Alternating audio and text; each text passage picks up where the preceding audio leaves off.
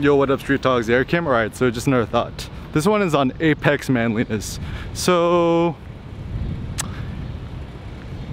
you know, obviously I can't speak for women, but I'll speak for us guys. It seems like every male wants to become the alpha male, and you know, perhaps there's something in our DNA, whatever. So typically, you know, at the gym, the buffest guy, or the guy who could bench the most, or deadlift the most, or squat the most physically intimidating, strongest guy, or the most like muscular guy, or you know, other ways like the richest guy, the guy with the nicest car, whatever. And typically, I think all people and all men strive for ascendancy. Everyone wants to be numero uno, right? And I know for myself, it actually hurts my pride and makes me angry when I perceive that other people are trying to subjugate me as beneath them. So once again, I can't speak for women, I speak for just me and other guys, where other guys try to flex on me, and I'm like, yo, I'm not gonna let you flex on me, I'm gonna outflex you. And you know, you could do that through your courage or audacity, whatever it may be. And so for me, you know, I don't own a car, I don't own a phone, so these are not really effective ways for me to kind of like flex on other people. And certainly I don't have the biggest bank account, nor the biggest. Right? So what is we to do, right? So I think us as men, what we just need is, we just need opportunities to exhibit our courage, our manliness, our strength. And so some very basic things we could do, right? So, you know, getting buffer, getting more swole. So just lifting heavier weights, body weight, park, throw heavy rocks like I do, deadlift, squats, bench, dumbbell press, clean and jerk, Olympic, like anything that's actually like physically difficult.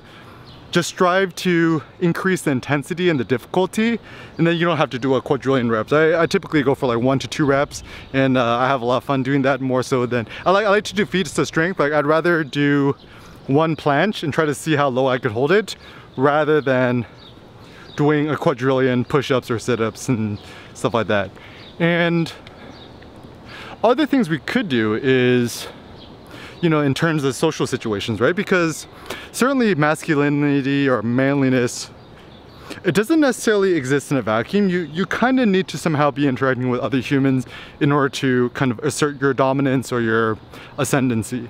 And so that could mean, you know, being more courageous, more confident, more brazen, more like egocentric or egotistical, whatever, when you're in a certain situation.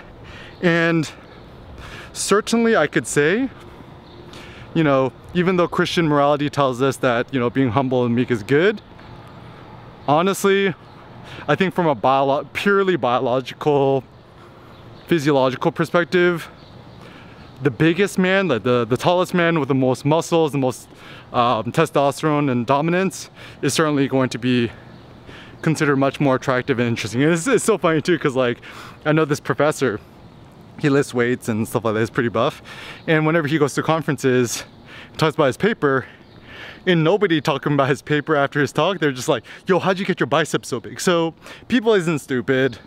We do prefer physiques with higher muscle and with less body fat. So it looks like for us men at least, kind of around the 10% range is ideal. For women, like 20%. And for us men, what is the practical goal? The practical goal is to get, you know, hopefully indefinite strength and muscular gains. I know for myself, like what I've been personally doing is a combination of intermittent fasting. So I've been trying to go Ramadan style, right? Like don't eat till the sun sets, which is typically like 8 o'clock nowadays. I was able to do it yesterday. And when I do break my fast, I strive to eat as much meat as I can. So I'm trying to aim for like 5 pounds of meat a night. And you know, how do I eat so much meat? Once again, intermittent fasting, don't eat anything during the day. So by the evening, you're kind of ravenous. And you know, I'll eat a lot like kale and collard greens and stuff like that. So, and also just like kimchi or fermented food, sauerkraut, helps with the digestion. So how does one actually eat more meat? it seems the more you physically tax yourself, or the more you lift heavy weights and do kind of difficult things, it actually is quite advantageous in terms of augmenting your hunger and your appetite. And because how does hypertrophy work? Hypertrophy means hypernutrition, hypernourishment. And so one cannot get bigger and stronger and buffer and more swole without eating more meat. It kind of makes no sense. You know, people want to do the vegan thing. I'm like, okay, you could, you know, free country, you could do that. But I think for optimal, truly maximal, you know, strength or muscular gains, we got to eat a lot of fatty meat. So I eat a lot of like fatty pork belly, ground beef, steak.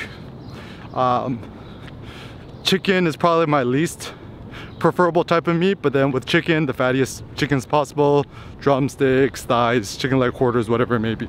So typically the more saturated fat, the more cholesterol, the better. And actually, if you think about it, even the stuff, you know, I was talking to a guy at the gym at the park just earlier, and then apparently like creatine, which I don't take, is extracted from steak or beef or something like that. So I'm like, okay, certainly there's something that's beneficial in beef. Like honestly, if I could have my way, I would just eat 5 pounds of steak a night.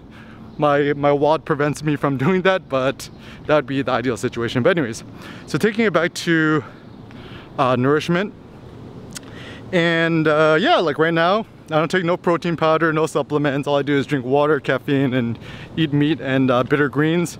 I don't eat no carbs, no sugars, no fruits, not even the good ones. So as a consequence, I've been able to both augment my muscle gains and also keep my body fat percentage low, or maybe even decrease my body fat percentage at the same time. And once again, I think the secret in the formula is